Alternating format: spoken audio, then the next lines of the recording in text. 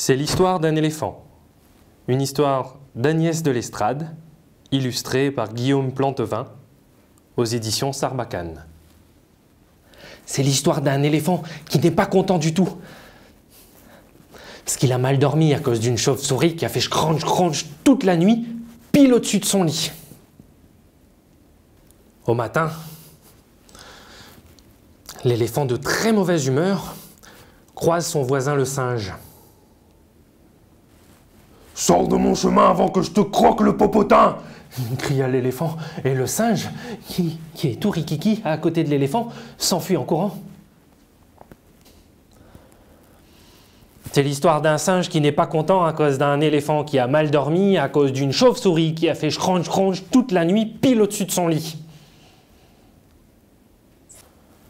Sur le chemin, le singe croise un serpent. « Si j'étais toi, je disparaîtrais.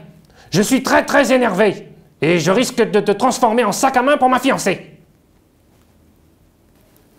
Et le serpent, qui est beaucoup plus rikiki que le singe, file sous un rocher sans se retourner.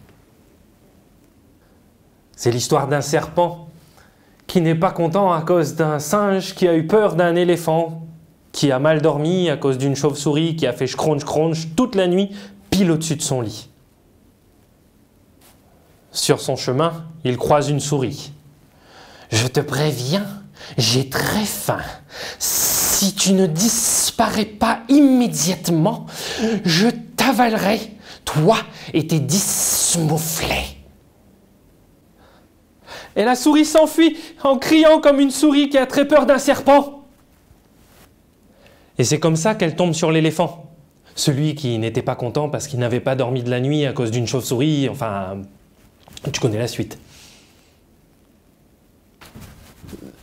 D'accord, une souris c'est tout rikiki à côté d'un éléphant, mais les éléphants ont très peur des souris qui pourraient rentrer dans leur trompe et les étouffer en un rien de temps. Alors la souris fit « bouh », juste « bouh ». Et ça a suffi à faire fuir l'éléphant qui partit en courant s'enfermer dans sa maison. C'est l'histoire d'une souris très fière d'avoir fait peur à l'éléphant et qui s'en va de ce pas raconter ses prouesses à sa meilleure amie, la chauve-souris. Celle-là même qui avait fait crunch, bla. Et les deux copines rient tellement, pile au-dessus du lit de l'éléphant, que si tu veux connaître la suite de l'histoire, relis-la.